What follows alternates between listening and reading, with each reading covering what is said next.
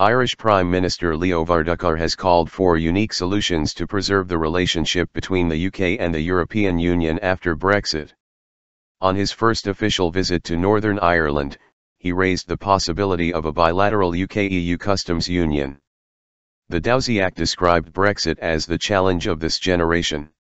In response, the UK government said it wanted a special partnership with the EU, including an ambitious free trade agreement and a customs agreement. Speaking to an invited audience at Queen's University, Belfast, Mr. Varadkar said, "Every single aspect of life in Northern Ireland could be affected by Brexit. Those who favour a hard Brexit have already had 14 months to come up with a plan," he warned. "If they cannot, and I believe they cannot, we can then talk meaningfully about solutions that might work for all of us," he said. The Brexit negotiations are well underway in Brussels. And, to quote EU chief Brexit negotiator, Michel Barnier, "The clock is ticking." Mr. Varadkar offered two of his own suggestions. The possibility of an EU-UK customs union if the UK wants to remain in the customs union. A deep free trade agreement with the EU if the UK does not want to stay in the single market, with the possibility of its rejoining EFTA, European Free Trade Association.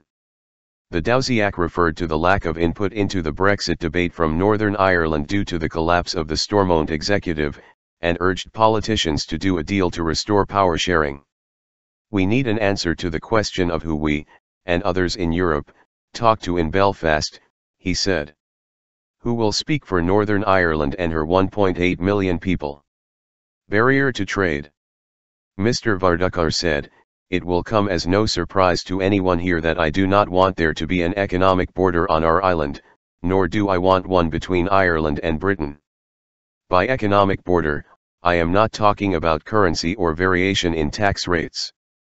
I am talking about a barrier to free trade and commerce." In response, the UK government said no one wanted a return to a hard border.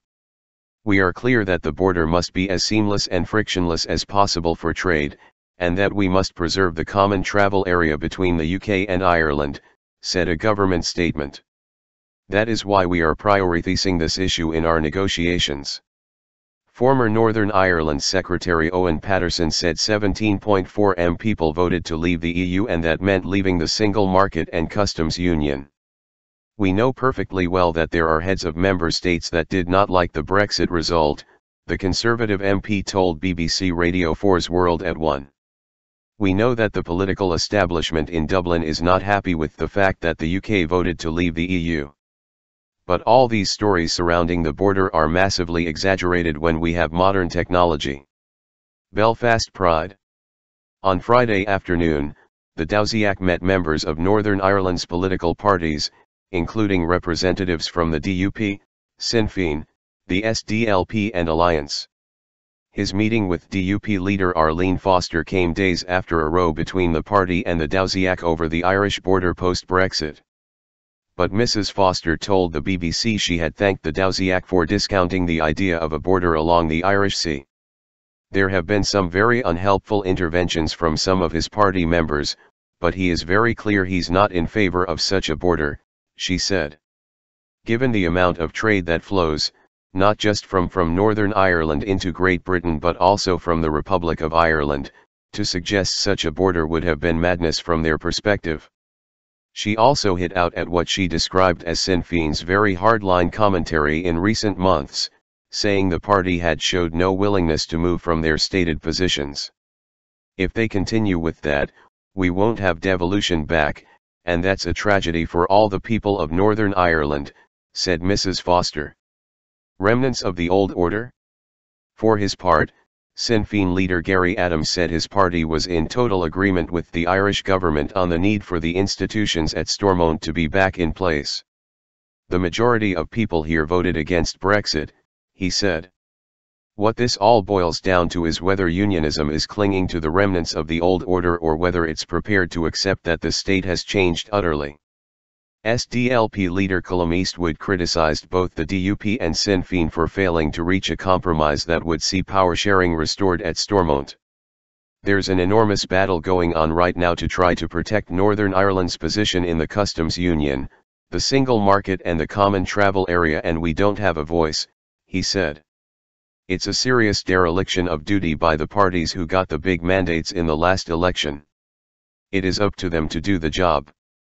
Alliance Party leader Naomi Long said that their meeting with the taoiseach had been very constructive and that the party and Mr. Varadkar were both reasonably optimistic that the assembly could be restored in the autumn. We need to come back now with the will to deliver for people, because our focus has to be on the people we represent, not on any sacred cows that we set up as individual parties that make it more difficult for us to do that job. Mr. Varadkar had said he would not design a border for Brexiteers, but DUP MP Jeffrey Donaldson said that megaphone diplomacy from Dublin would not sort out the border issue. On Saturday, Mr. Varadkar, who is the Republic of Ireland's first openly gay taoiseach, will attend an event as part of Belfast's Gay Pride Festival.